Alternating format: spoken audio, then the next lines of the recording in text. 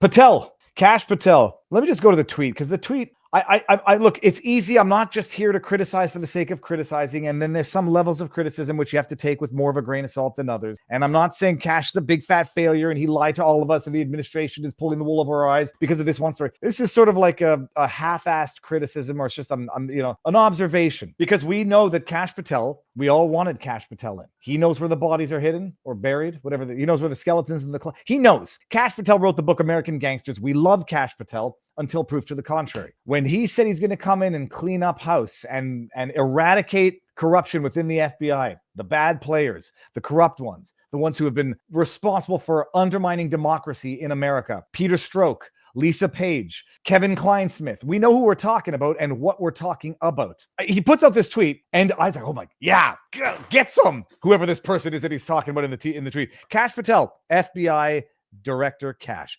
Today, following efforts with our interagency partners, I can report that a career director level employee at U.S. Customs and Border Protection has been charged with allegedly attempting to defraud FEMA, as well as lying to federal agents. This is part of the new FBI's renewed efforts to crack down on public corruption and deliver accountability for the American people. Justice will be done, people. Thanks to our partners, AG Bondi, Justice Department, and the FBI Detroit team for their work. You read this, and I've already probably poisoned the well. I've preloaded your thoughts. You read this and you think, holy shit, this has to be a big effing bust right here. I mean, you don't just drop justice will be done for petty crime. We caught the shoplifters, people. Justice will be done. They will return the Snickers bar. That's not what you think of when you hear justice will be done. That's not what you think of when you hear top director level employee at Custom Border Protection attempting to defraud FEMA. You know damn well what you're thinking about. You're thinking about institutionalized corruption, the person committing fraud via their title as a federal employee, a director of customs. That's what you think of. I don't know how many people are going to go read the actual documents. I did. And you know what the story is? Hold on. Who knows? Someone who happens to be an employee at Customs and Border claimed damage to her property from a natural disaster, was compensated, was given federal emergency funds to stay at a hotel and do the repairs. And they found out that she didn't stay at the hotel or do the repairs. Holy shit, people. It's been blown wide open. Justice shall be done. Serena Baker Hill, 55 of Detroit, is a career employee at Custom Border Patrol. Following a series of floods in the Detroit area in 2023, Michigan's request for federal disaster, it was approved, which allowed residents to apply for FEMA assistance. Baker Hill applied for FEMA assistance for flood damage, and FEMA inspector determined there was damage to her basement. During the inspection, Baker Hill informed the inspector that she was not able to live safely in the home while the repairs were being made. Consequently, FEMA approved benefits for her to assist her home repairs and for 2 months of rental assistance.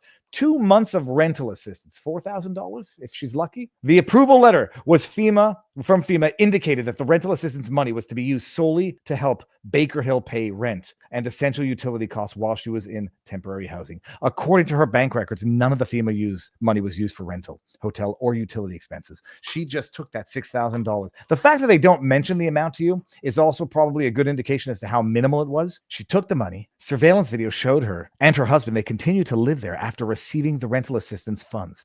Additionally, records from the home do not show significant drop in utilities consistent with how much did they spend on this investigation. It seems that they spent more on the investigation than she stole. So maybe I'm just being nitpicky, but when we're in the wake of the botched failure to launch disclosure of the Epstein files, and then you have Kash Patel taking to Twitter to tout a massive, someone says please show larger, a massive smashing fraud bust.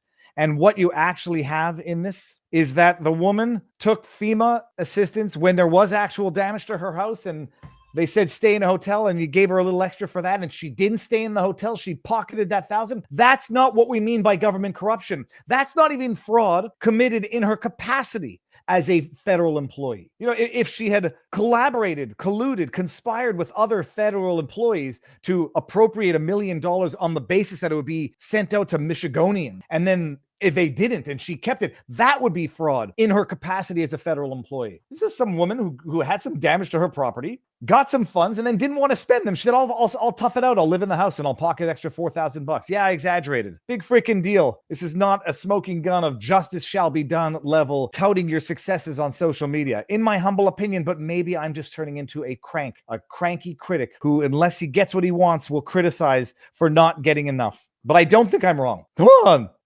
Bernie Sanders won't even complain about this. So was this set up as an easy win investigation? Seems like smoke to avoid the real shit we care about. It's not even that. I assume that the FBI is going to go after petty fraud like this. This shouldn't be what they tout as successes on social media. I almost think for what the woman's accused of, it's almost unfair to put her on such blast. People are going to think that she did something really, really horrible.